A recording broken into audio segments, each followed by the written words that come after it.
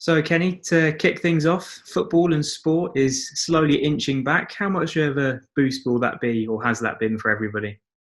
Yeah, it's great news for us, everybody in the industry and, with ourselves. Although a decision hasn't been made for League One yet, it does seem as if we have some type of future this season. So it's exciting times and be great to get back if we can, yeah. And the Bundesliga is now going into its third week without any incident or problems. Does that give you the confidence to get back out there again even more? I think it gives the whole industry confidence, gives the players some confidence because they can follow it. The Premier League, sort of testing wise, has obviously been ahead. The Championship have a return date anyway, and return to some sort of form of training. So we can obviously work and follow off those particular clubs, which in situations like this where nobody's been in before, we have to work through. And as I said, the good thing is that there's other leagues, other countries ahead of us, and we can copy them, see where they go, make sure people are safe, but mainly get the industry back and running. Yeah. Lee Bowyer, Charlton manager, has come out and said that three of his players won't be playing in any games. They've decided they don't want to. As a manager, how would you deal with that situation were it to arise at Pompey? Yeah, I totally understand. It is an individual thing.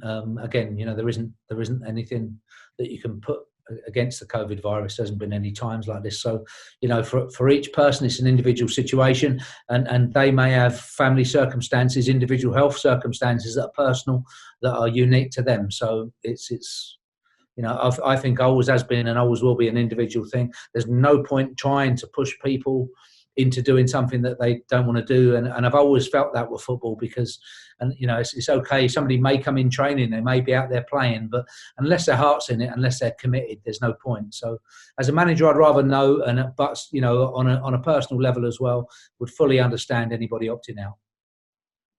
What's training looking like at the moment for Pompey? Is it still individual work, or have you been able to get small groups in? Yeah, getting the players in at different times in the morning today, monitoring their individual fitness, which so far is good. As I've said earlier, it is still totally optional, but the players' fitness and fitness level has been very good. We're working towards then, the full testing where we can open up and get into, let's say, more group training, more contact training, and more competitive training. That's probably where it needs to go fitness wise. You can always get a good base fitness, but there's nothing like actually playing football then to step onto the next level. And that's where we are. I'm very confident individually, the players, the running times they have, the body fat, the body weight, all of the tests that we do are spot on with all of the boys. But to really get to now the competitive side of things where, full contact tackling, groups, etc. That's the next stage. But we'll see as and when we go through a phase of testing. Is it almost like a pre-season where you're testing the body fats and the running time, sort of players coming back after something of a break? Yeah, they're the easy parts as well for us to do. It's very easy to give people slots to keep people away from each other. The 2 meter rule, car parking, your own kit, your own food, etc., etc. And outside, if you come out your car and go straight outside on an individual basis, then I don't think that there's any problems either, and the risk is very low. To then go to the next stage where everybody's coming in at the same time, which obviously is a team game. Somewhere along the line, we're going to have to all train together.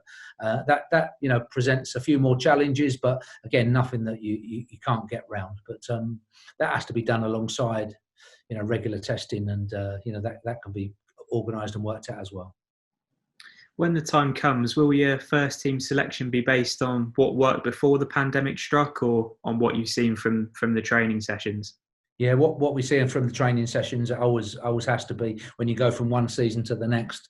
Doesn't matter how people have played. You need to really judge it on how fit they come back, what type of hunger, what type of focus. So yes, that picture can change 100%, and it may well change here. But similarly, then you do need to work off people's own experience, because we won't have, if we do go into a playoff situation, which I don't know that, but that looks the most likely or probable. Then we do want to be good from minute one, and hopefully we can build up towards that. But it's not like a full season where everybody may be struggling on the first game or slightly working through on your match fitness. We touched on it last week, the fact that there are decisions to be made on players' futures. Is there a firm date in the diary when you're looking to sort of start that process? Yeah, we're always assessing, and we've been honest with everybody who is out of contract and all of the loans. Nobody knows what next season looks like yet, and we can't wait. We have to wait until we do actually see that. For our focus anyway, this season isn't over, and for myself and the players, everybody's focused on that. And next season we'll see when the ground rules are put down. But we're quite excited about the possibility of still being in a promotion hunt this year to try to get into the Championship.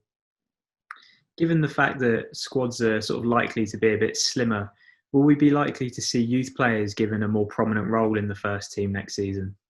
Yeah, it will look different, particularly at the start. A big part of it as well is how the transfer window looks. There's been suggestions that if we do delay the start of next season slightly, it stays open even longer, or maybe all the way through to January. So that will be a big thing if they're actually going to be quite rigid with that. I think that will be difficult for clubs and difficult for players right across Europe. The ability to, let's say, trade players, to loan players, if you have a certain budget, to let two go, bring two in, that's the type of thing that can balance up your squad and add to it. Yes, will it lend towards opportunities for younger players? So 100% it will, right the way through, not just at Portsmouth but everywhere.